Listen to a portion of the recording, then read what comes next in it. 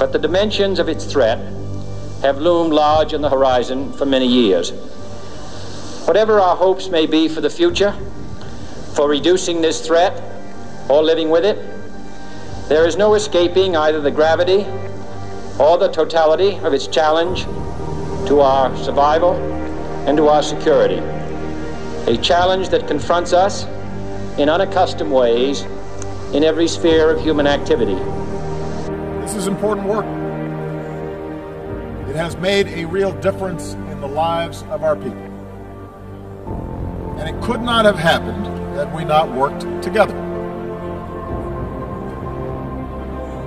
And yet, around the globe, we are seeing the same forces of global integration that have made us interdependent also expose deep fault lines in the existing international order. The president-elect is coming into office at a moment when there are upheavals in many parts of the world simultaneously. You have India, Pakistan, you have the jihadist movement. So he can't really say that it's one problem, that it's the most important one. But he can give a new impetus to American foreign policy, partly because the reception of him is so extraordinary around the world. I think his task will be to develop an overall strategy for America in this period when really a new world order can be created. It's a great opportunity. It isn't such a crisis. We see it in the headlines every day. Around the world, refugees flow across borders in flight from brutal conflict. Financial disruptions continue to weigh upon our workers and entire communities. Across vast swaths of the Middle East, basic security, basic order has broken down. It would be a serious mistake for the United States to abandon our responsibilities or cede the mantle of leadership for global peace and security. And there is very grave danger that an announced need for increased security will be seized upon by those anxious to expand its meaning to the very limits of official censorship and concealment. That I do not intend to permit to the extent that it's in my control. We see too many governments muzzling journalists and quashing dissent and censoring the flow of information. Terrorist networks use social media to prey upon the minds of our youth, endangering open societies. And no official of my administration, whether his rank is high or low, civilian or military, should interpret my words here tonight as an excuse to censor the news, to stifle dissent, to cover up our mistakes, or to withhold from the press and the public the facts they deserve to know.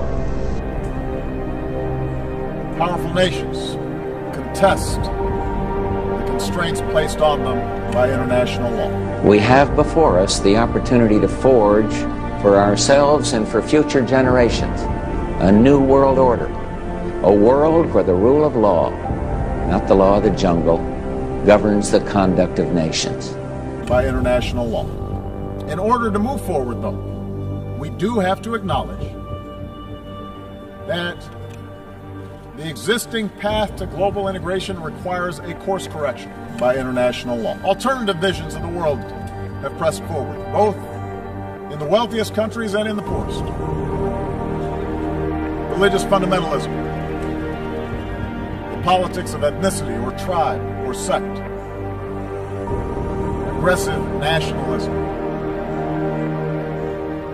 crude populism, sometimes from the far left but more often from the far right, which seeks to restore what they believe was a better, simpler age, free of outside contamination. For we are opposed around the world by a monolithic and ruthless conspiracy that relies primarily on covert means for expanding its sphere of influence, on infiltration instead of invasion, on subversion instead of elections, on intimidation instead of free choice. It is a system which has conscripted vast human and material resources into the building of a tightly knit, highly efficient machine that combines military, diplomatic, intelligence, economic, scientific, and political operations. Its preparations are concealed, not published. Its mistakes are buried, not headlined. Its dissenters are silenced, not praised. No expenditure is questioned. No secret is revealed. So the answer cannot be a simple rejection of global integration. Instead, we must work together to make sure the benefits of such integration are broadly shared, and that the disruptions, economic, political, and cultural, that are caused by integration are squarely addressed.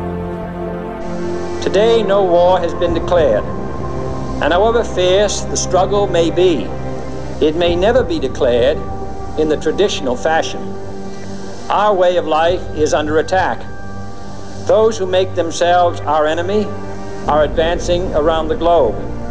The survival of our friends is in danger, and yet no war has been declared. A quarter century after the end of the Cold War, the world is by many measures less violent and more prosperous than ever before. And yet our societies are filled with uncertainty and unease and strife. In time of war, the government and the press have customarily joined in an effort based largely on self-discipline to prevent unauthorized disclosures to the enemy. In times of clear and present danger, the courts have held that even the privileged rights of the First Amendment must yield to the public's need for national security. Today, no war has been declared, and however fierce the struggle may be, it may never be declared in the traditional fashion. Our way of life is under attack. Despite enormous progress, as people lose trust in institutions, governing becomes more difficult, and tensions between nations become more quick to surface. And so I believe that at this moment, we all face a choice. We can choose to press forward with a better model of cooperation and integration, or we can retreat into a world sharply divided. Even today, there is little value in ensuring the survival of our nation if our traditions do not survive with it. And we can only realize the promise of this institution's founding to replace the ravages of war with cooperation if powerful nations, like my own, accept constraints. When we are successful, and we will be, we have a real chance at this new world order, an order in which a credible United Nations can use its peacekeeping role to fulfill the promise and vision of the UN's founders. What is at stake is more than one small country. It is a big idea, a new world order, where diverse nations are drawn together in common cause to achieve the universal aspirations of mankind, peace and security. And there is very grave danger that an announced need for increased security. The word peacekeeping does not appear in the Charter of the United Nations. But for the past 7 decades, our collective ability to maintain international peace and security will be seized upon by those anxious to expand its meaning to the very limits of official censorship and concealment. Thank you very much, Minister Westervelt, for calling us together at this critical moment to discuss peace and security. My vision is 2 states, living side by side in peace and security. I want to talk about our common responsibilities in the face of a common danger. The events of recent weeks may have helped to illuminate that challenge for some, but the dimensions of its threat have loomed large on the horizon for many years. Whatever our hopes may be for the future, for reducing this threat or living with it, there is no escaping either the gravity or the totality of its challenge to our survival and to our security. A challenge that confronts us in unaccustomed ways in every sphere of human activity. Sometimes I'm criticized in my own country for professing a belief in international norms and multilateral institutions, but I am convinced that in the long run, giving up some freedom of action, not giving up our ability to protect ourselves or pursue our core interests, but binding ourselves to international rules over the long term enhances our security. Our way of life is under attack. We are all stakeholders in this international system, and it calls upon all of us to invest in the success of institutions to which we belong. And the good news is that many nations have shown what kind of progress is possible when we make those commitments. Consider what we've accomplished here over the past few years. The very word secrecy is repugnant in a free and open society, and we are, as a people, inherently and historically opposed to secret societies, to secret oaths, and to secret proceedings. We decided long ago that the dangers of excessive and unwarranted concealment of pertinent facts far outweighed the dangers which are cited to justify it.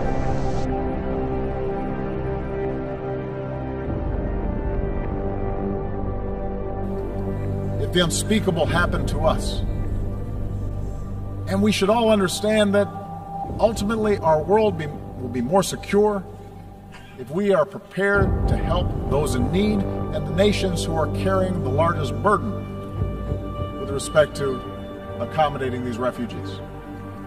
If the unspeakable happened to us, there are a lot of nations right now that are doing the right thing.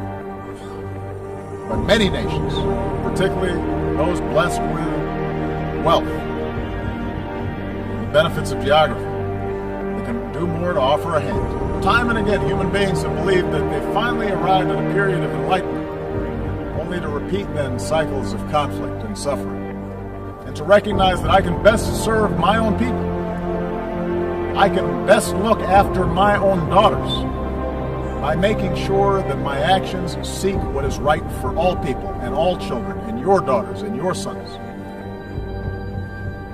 This is what I believe, that all of us can be co-workers with God.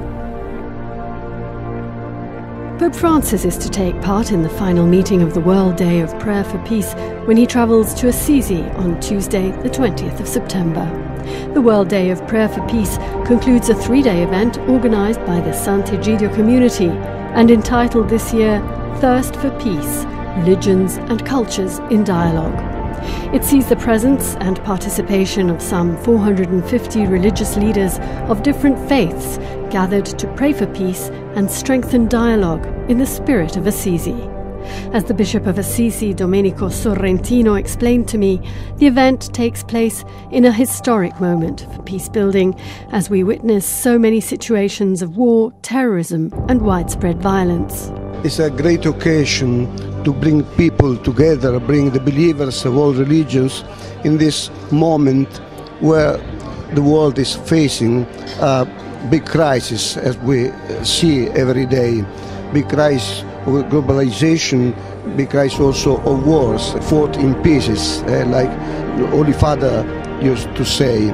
And this occasion of grace, because we are together not only to reflect, this is important, but also to pray, each one according his own tradition, but we want to reaffirm the importance of the faith, the importance of prayer, the importance of the grace of God, if we want really build a new world, a world of peace.